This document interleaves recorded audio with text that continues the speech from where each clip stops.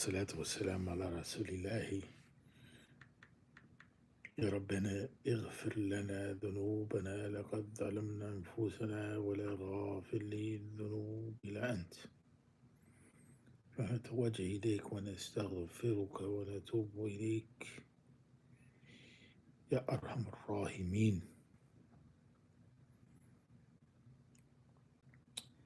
Amma ba'd. So we begin this first installation of Consolation of the Ummah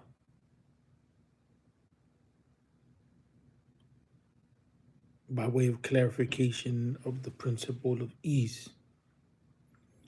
And this title was a redesign of the title that was translated by Sheikh Muhammad Sharif for the book Tarwih al-Ummah bi Bayan Taysir lil-Millah. He translated it as the reassuring of the community by explaining the ease of religion. In any event, there's a couple of things that we have to deal with prior to going in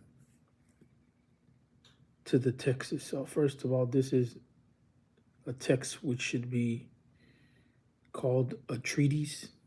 It's very terse, at least in translation.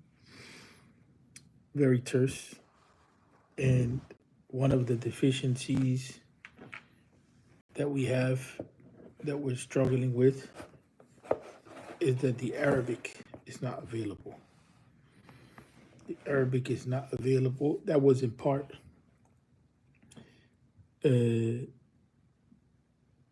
one of the reasons for beginning a few minutes late, because of the necessity of work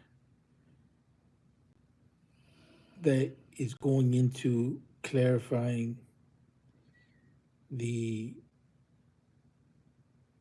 text by way of translation.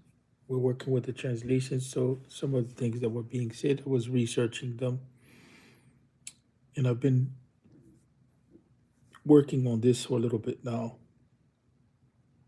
and I just happened to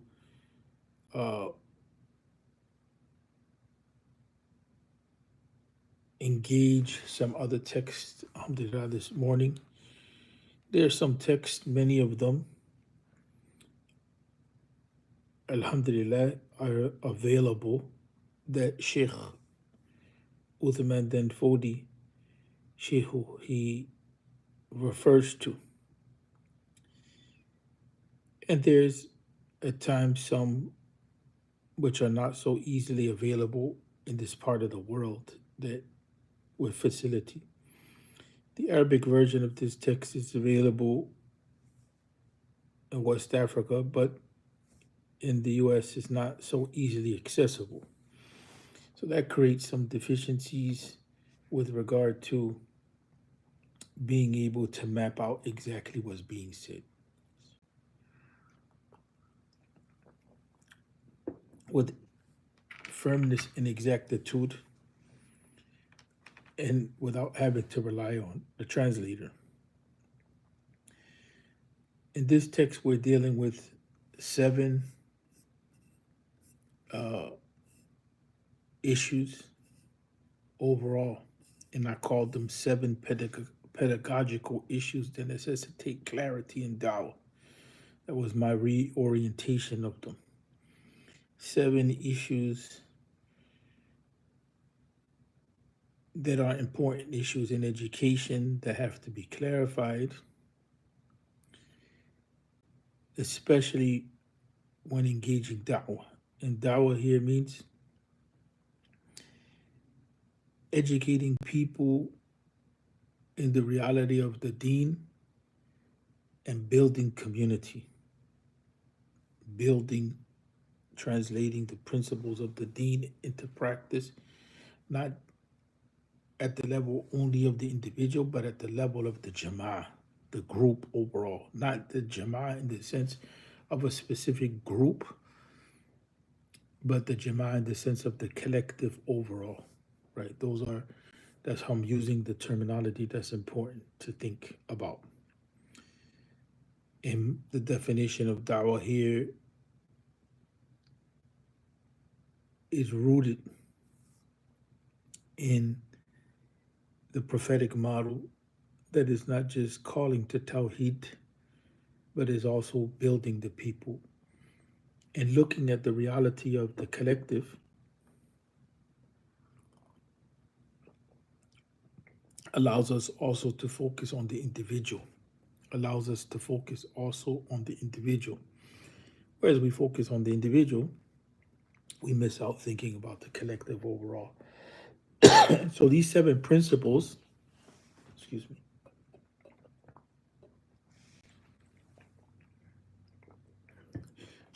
these 7 principles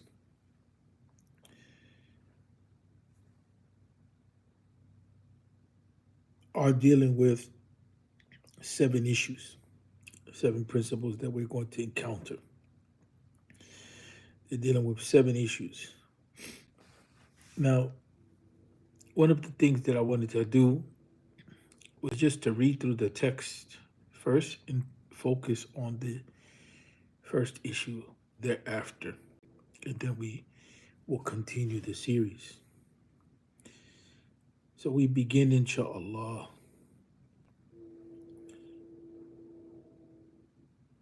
with the tawfiq of Allah.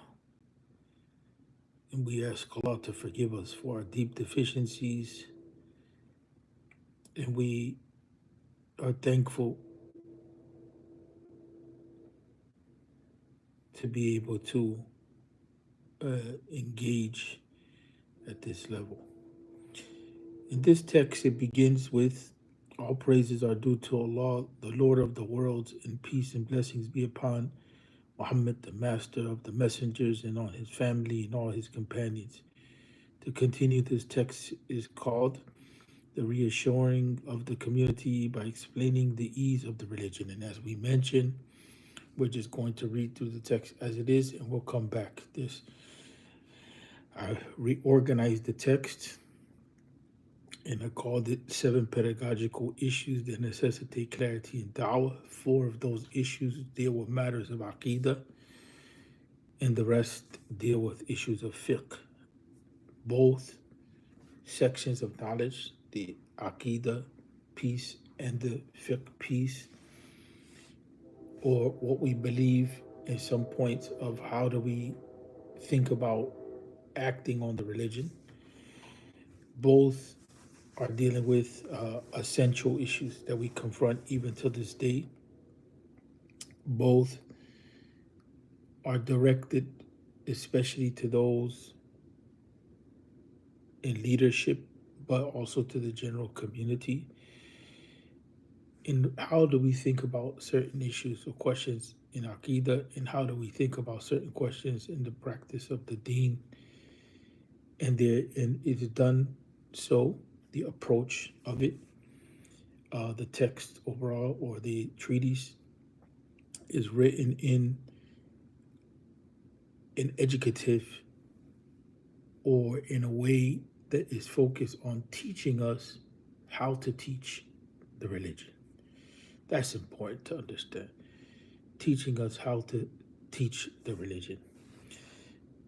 So he begins, I say in successes from Allah, realize that all who understand the 7 issues that we will discuss in this book will come to realize that the religion of Allah Ta'ala is ease.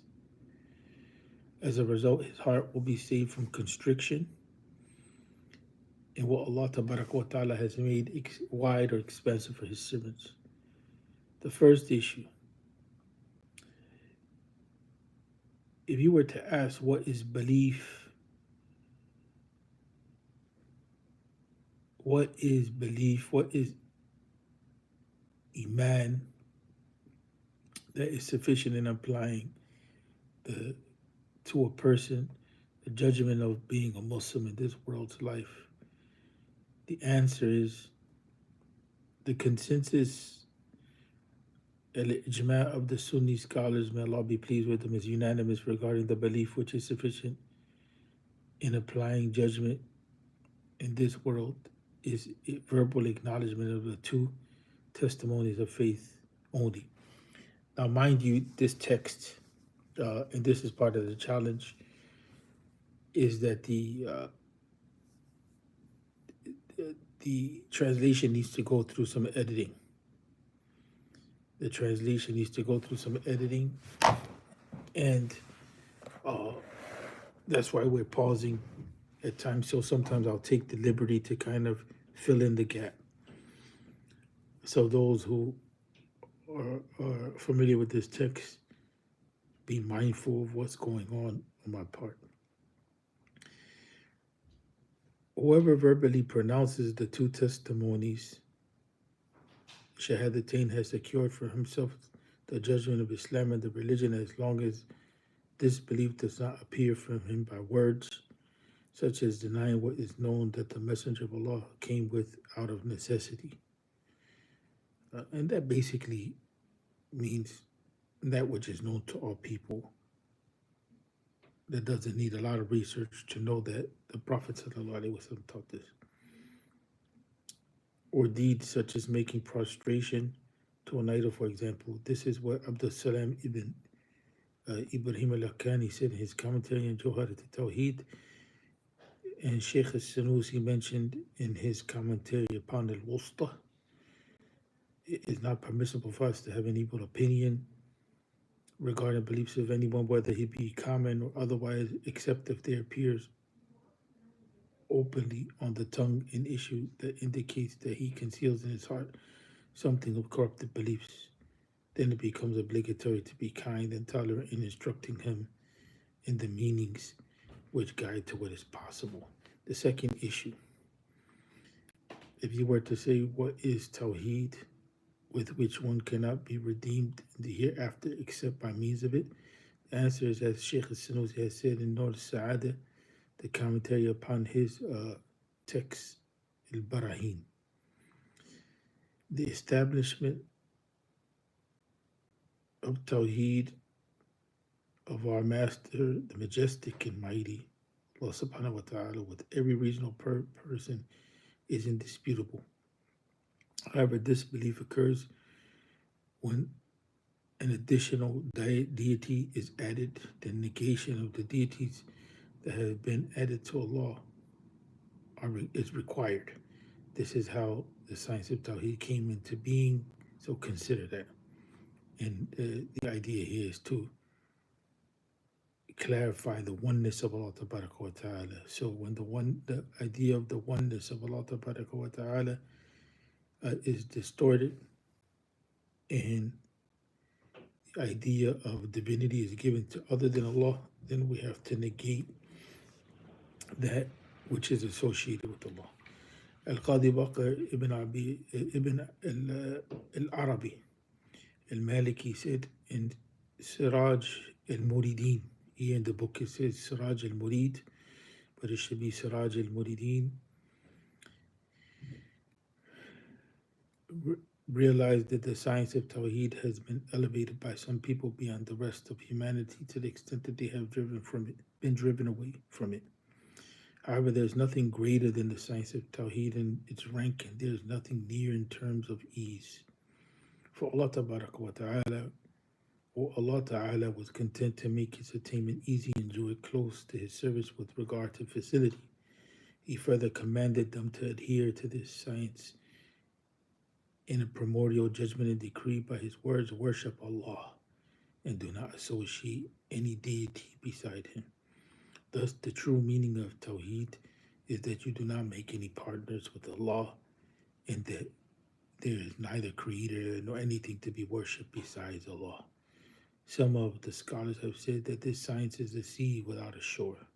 The third issue, if you were to say, what is the faith that entitles the servant to attain paradise? The answer is what Sheikh Muhammad ibn Yusuf al-Sanusi said when he was asked, as it was narrated by Sidi Miyara in his explanation of Murshid al-Mu'in, which is a book in Maliki Fiqh. There's an introductory part which deals with some points of Aqidah. Of course, this is within the context of the Ashari paradigm about what is incumbent from the foundations of the religion, Usul ad-Din. Is it a prerequisite for faith, which entitles a person to Jannah, to paradise? What is it? To know the meaning of La ilaha illallah Muhammad Rasulullah. Is that to be done in a detailed way as discussed in Aqidah Surah or not? He answered, that is not a prerequisite to know matters in detail, as is done in the book Aqidah Surah. It is a prerequisite with regard to the soundness of the knowledge of the meanings concerning the comprehensions of the particulars of the science, meaning that within the science of Ilm al-Kalam, to know the details in the way that's laid out in the books of Kalam, yes, in that sense, that's a prerequisite. But with regard to the deen itself, the only prerequisite is to know La ilaha illallah in a general way. Right? Those are some clarificatory notes. He then said there's no doubt that the majority of the scholars, the majority of the believers, the common among them and the elite, are aware of that. They're aware of the basics of La ilaha illallah, right? Since each of them knows that Allah is the creator and that He is not created, they know that He is the sole provider and that He is not provided for. This simply means that He is independent of all else besides Himself, and that all things are in need of Him. They also know that the prayers, fasting, and pilgrimage are only offered to Him, and that there is nothing worship in reality besides Him. This is the meaning of the saying that Allah is the one deserving of worship and that none deserves it except Him. The fourth issue, if you were to say, which is the simplest aspect by which one can achieve the perfection of faith in the easiest form? The answer is, as the protected friend of Allah, Imam Ibn Abi Jamrah, said in Bahjat al-Nufus, which is his commentary on his abridgment of Bukhari. He has 200 hadith that he collected from Bukhari, and then he explained them in Bahjat al-Nufus. It is embracing the discernment and the evidences, right? In other words, the idea here is being questioned, how can we perfect our iman? What's the easiest, simplest way to this? And he says here, it is according to what Allah Ta'ala has commanded us in the book by examining the natural environment, the reality of what the heavens and the earth contain, so that these can act as a proof of His oneness. Right? So here, we're not talking about the existence of Allah Ta'ala. We're talking about being more clear on who Allah is by way of the science that Allah provided in the creation of Allah. And we're mandated to that by the revelation of Allah. It is by examining what is in the heavens of the diverse planets, the sun, the moon, with the waning and completion. It is by examining or reflecting. This is actually a principle of Islamic practice. It's called tafakkur, right? But he is using the term examine, but it really is a reflective, meditative process that leads us to affirm more and more with certainty who Allah is. So you have the natural world. It creates a connection between us and Allah because it's always pointing to us and reminding us of who Allah is. It is by reflecting upon what is in the earth of His benefits and advantages with all of its diversity, Likewise, what is inherent in the earth from the water of sweetness, saltiness, what is produced therein from fruits, with their diverse tastes, even though they are watered from a single source and grow from a single plot of earth. This discernment of this type of discernment and evidence, which we have indicated here, is sufficient in achieving the perfection of faith. Whoever desires to increase beyond that limit and enters into the theories and proofs of the scholars of Ilm al-Kalam has entered into a mere banter. It will never be able to attain the perfection of faith. Sheikh Sanusi said, and this is it, we don't want to get into an issue of now going against the scholars of Ilm al-Kalam. We don't want to get into that. The idea here is how to clarify what is a path that is agreed upon, that's foundational, that's clear to the perfection of faith. But if you dismiss this and you want to go to the debate mode or the philosophical mode, then Imam Abi Jamra, he's making it a point to say that that's problematic. That's problematic, that you're going to not be able to achieve the goal. Sheikh Sanusi said in Nur Sa'ada, his commentary upon his Al-Barahin, knowing the theories of the scholars of Ilm al-Kalam is not a prerequisite for sound faith. However, the discernment which is obligatory upon every responsible person, the Mukallifun, is the discernment which indulges in a tranquil heart, which induces, a tranquil heart by way of it. So that our reflection, our tafakkur, our examination, our thought should lead us to a tranquil heart. That's the path of the perfection of faith, not just engaging in philosophical ideas that may actually cause more problems and more doubt. And that's why the correct understanding is that Ilm al-Kalam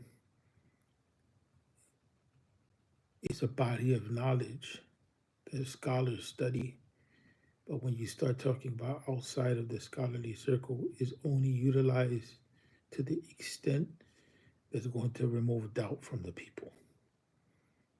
The foundation is the Quran and the Sunnah, and that overall is what Sheikh Uthman bin Fodi brings to the fore. I say he only said that because it is the easiest form of discernment, as it was mentioned in the commentary upon the poem Al-Jazariyah. Comprehension of this is the same for the stupid, the ingenious, the intellectually strong, and the weak. This path is equal to all, and everyone can benefit from it. Thus, those blessings which are attained from the spiritual path and those attained from the guidance of proofs is so that everyone who desires the Lord of truth, Allah, in spiritual revival can insert guidance in the common people and understanding in the dim-witted.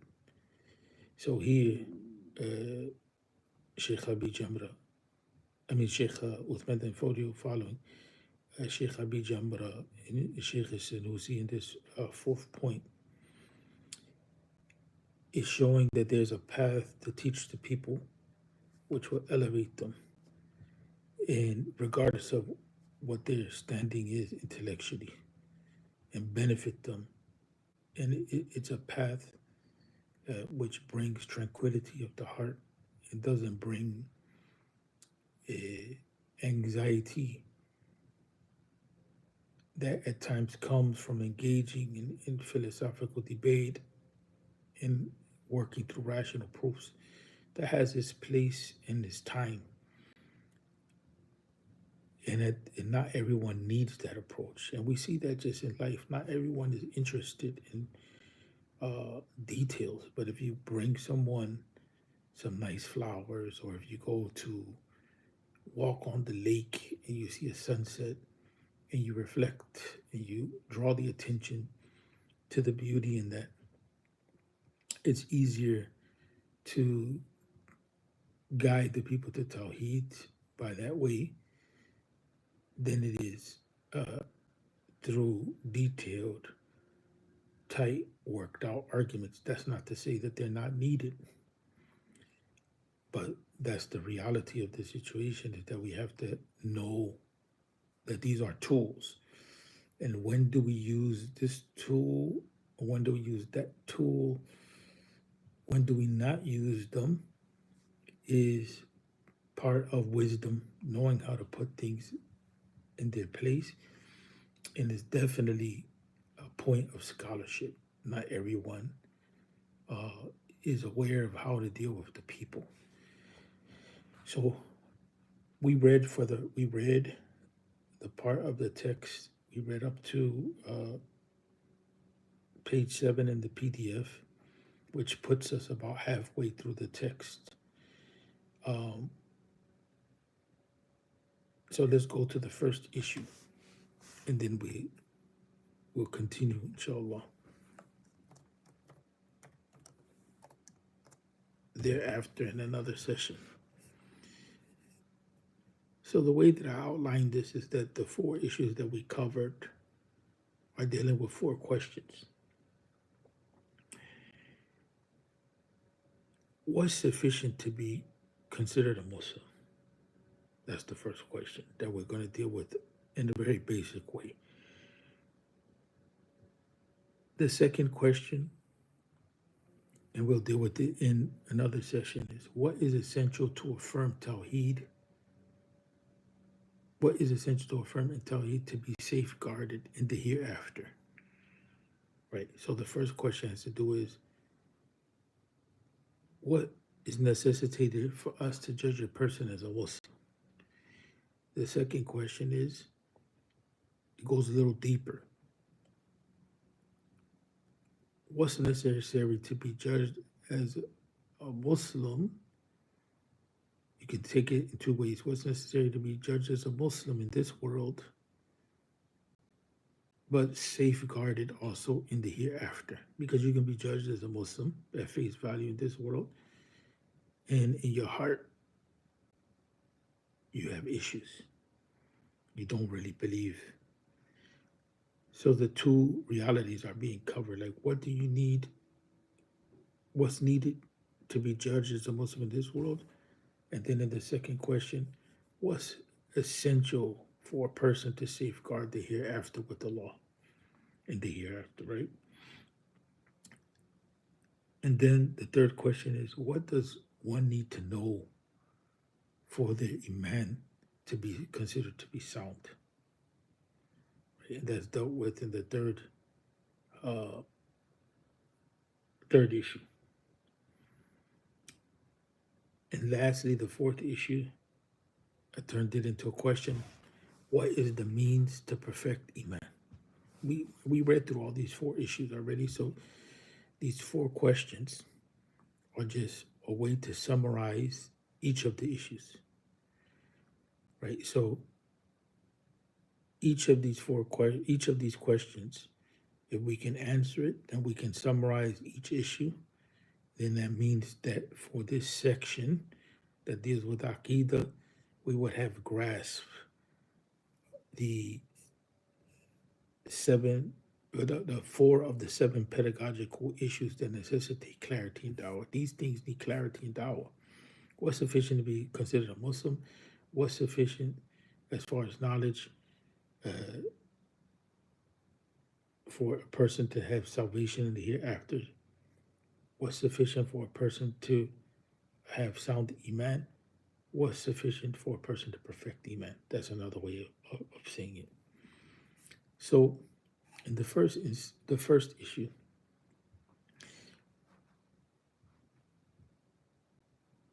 Sheikh Danfodi, rahmatullahi alayhi, he deals with the first issue as a question and answer. So the format of the first issue takes on the format of a fatwa. It takes on the format of a fatwa.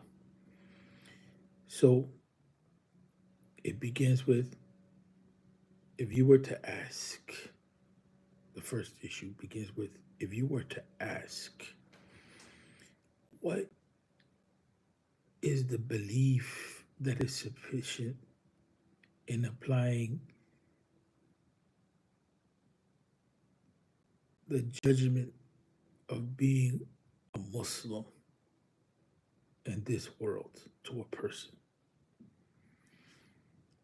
The text itself needs the other words that are added to it in order for it to be clear. Because what it's translating is a point that is dealing with Aqidah, but is also dealt with in fiqh books as well. And that is the ruling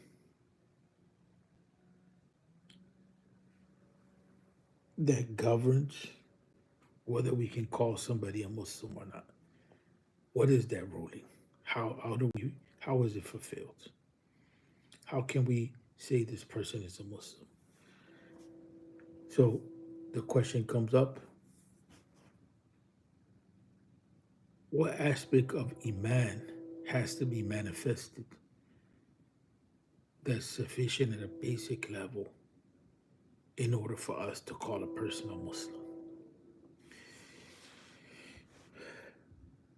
Sheikh Danfodi, rahmatullahi alayhi, he follows up. He says the answer is, and he begins with a point which is important to know. He begins with that which is clear, agreed upon, that which is absolute in the teachings of Islam, over which there's no debate.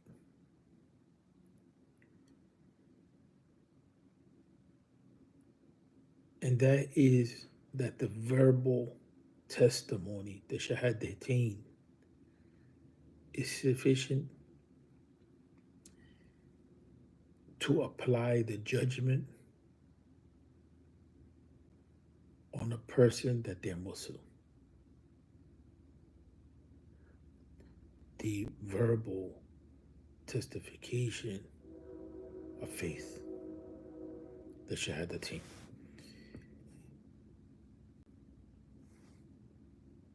He brings in the statement of Sheikh Abdul Salam Ibrahim al-Laqani, who explained the book Jawharat al-Tawheed, which is an Ashari text, is utilized in Al-Azhar al-Sharif till this day. Sheikh al-Laqani was from the scholars of Al-Azhar as well. The statement that's related says, whoever verbally pronounces the two testimonies of faith has secured for himself the judgment of Islam as being a Muslim, as long as disbelief does not appear from him by words, such as that the person denies what is known that the messenger came with out of necessity, or deeds such as making prostration to an idol, for example, which would characterize that person is not a Muslim, because that's not an act that Muslims do. So he kept it at that level. Imam al-Ghazali, rahmatullahi alayhi, in Faisal Tafriqa, he put belief and disbelief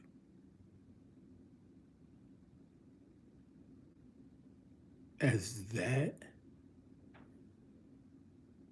which pertains to the messenger, as far as affirmation and denial are concerned. So affirming everything that the messenger came with, that's Iman. Denying something that the messenger came with, that's disbelief. And then he has his details to that, but he makes it that simple. Sheikh Danfodi follows up the statement from Jawharat al-Tawheed with a statement from Sanusi that complements what was said.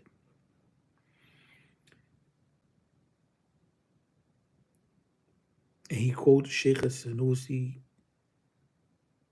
from his commentary upon Al-Wusta. Al-Wusta is a text that Sanusi wrote, which is an intermediate level text.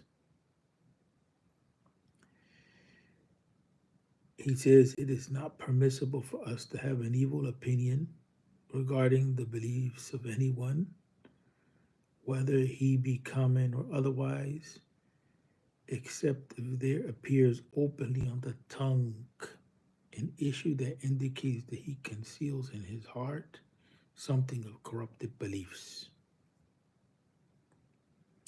Then it becomes obligatory to be kind and tolerant in instructing that person in the meanings which guide to what is possible. That's in the case that the person has showed us something that's problematic in beliefs. The approach that's being taken by Shehu is the approach of a murshid, the approach of a person that's guiding. You'll need to unlock your iPad first. The person that's guiding the community to building. He's making it very clear that we need to distinguish between what is foundational in knowledge, what is practical with regard to dealing with the people, what's necessary with regard to guiding the people and building the community. Other things that he's doing is ensuring that he's bringing that which is clear from the beginning as a principle. Because the same thing, although we quote it from Abdul Salam ibn Lakhani, who's an Ashari scholar, and although we quote it from Sheikh Sanusi, who's an Ashari scholar,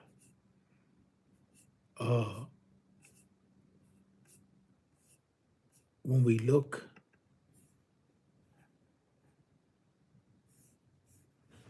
we find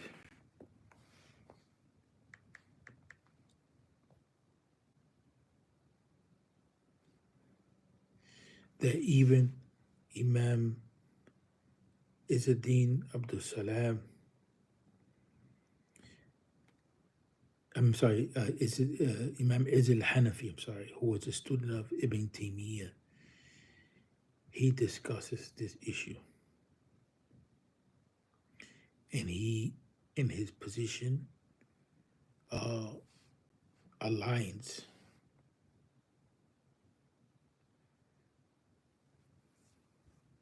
with what it is that was said, what it is that Sheikh Uthman Tanfodi said. Except that there's a point that's very interesting in the Hanbali madhab. They say that if the person doesn't testify verbally with regard to Iman, but they make salah or they perform some aspect of Islam, that they're to be considered Muslim.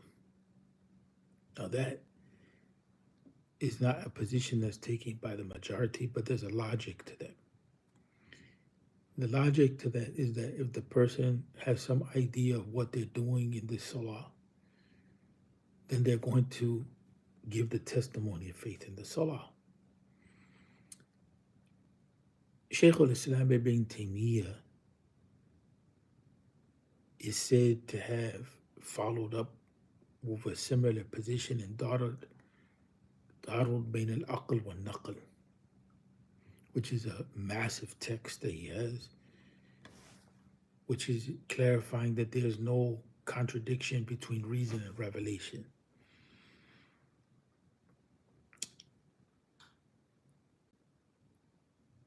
there's a number of proofs that can be ushered in, and these proofs, some of them are found in the notes to Tarwih or this book, Consolation. Of those proofs is, do not say to those who give you the greetings of peace, you are not a believer.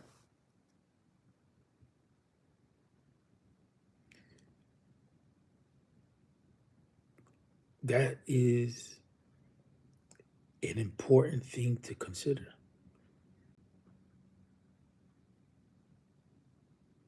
The perfection of faith is a different reality than just the general ruling of faith. Now, some people, they may say, well, that doesn't necessarily make the person a Muslim. Well, the reality of the situation is that it brings them in. It brings them in. And you're not sure if the person is a Muslim or not. If you don't have any other contextual proofs to show that the person is not a Muslim, because the person can say, Assalamu alaikum, but they know Islam, and that brings their heart is close to Islam. It's true the person can also be a person posing as a Muslim. But there's a principle in this. What's better? To judge a person to be a Muslim and be wrong about it, or to judge a person to be a non-Muslim and to be wrong about it? It's better to make a mistake and judge a person as a Muslim and find out that they're not a Muslim versus judge a person to be a kafir and then find out that they're Muslim. The ruling of kufr is heavy in the deen. The reality of the hadith is related in Bukhari by way of Anas. Whoever prays our prayer, faces our direction of prayer, and eats our slaughtered meats is a Muslim who is under the protection of Allah and the protection of His Messenger. Therefore, be mindful of Allah regarding those under His protection. Qadi ibn al-Arabi said, as for the shahada of the tongue, verified by speech, it is the outward pillar upon which is built all the legal judgments, and upon which a person is safeguarded in terms of their faith in being a Muslim. So, in this regard, we don't find any difference. We actually find in this issue that scholars begin. You see, for instance, the Hanbali scholars and even those that tread the path, such as Ibn Taymiyyah, they give an excuse to people with regard to who is a Muslim or not. Now, perfection of faith, knowledge, being accurate, that's a different issue, right? That's a different issue. But at the basic level, where there's clarity, is that a person that verbally testifies to La ilaha illallah wa Muhammad Rasulullah, and that's it, is to be considered a Muslim. So Shehu is clarifying this because there was confusion in West Africa in his time with regard to who's to be considered a Muslim, who's not a Muslim, and it had real ramifications because the environment was full of chaos. And so he clarified this teaching, and this teaching is very beneficial to us. So how do we begin, right? How do we begin to deal with the people? How do we begin to deal with issues? And when it comes to how do we educate on that which is clear, right? We educate on that which is clear. And that which is clear is that the person that testifies La ilaha illallah wa Muhammad Rasulullah is a Muslim. And verbally, that testification is enough for us to judge them as a Muslim. And secondly, it's not permissible to have an evil opinion regarding the beliefs of anyone, whether he be a common person or otherwise, except if there appears openly on the tongue an issue that indicates that he conceals in his heart something of corrupted beliefs. Then it becomes obligatory to be kind and tolerant in instructing the person in the meanings which guide to what is possible, to correct the belief, in other words.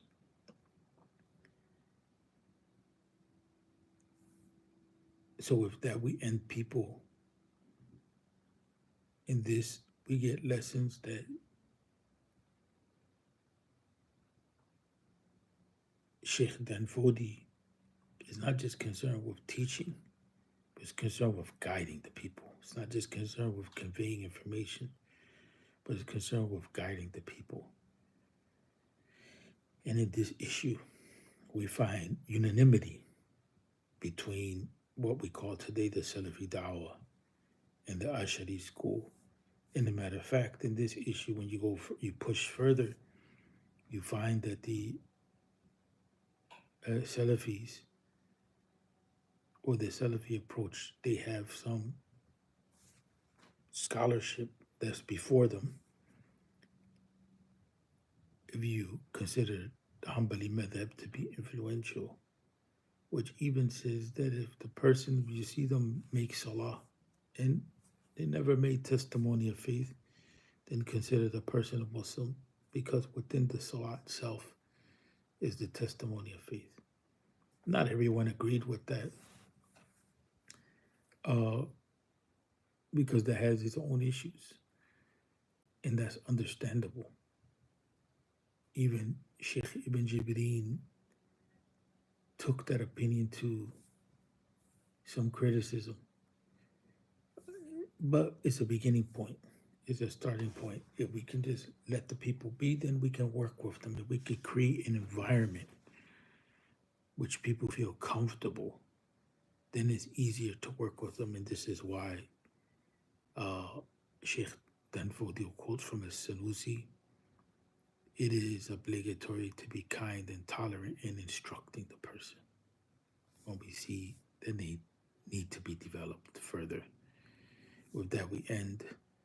Assalamu alaikum wa rahmatullahi wa barakatuh wa nastaghfirullah wa natubu ilayh.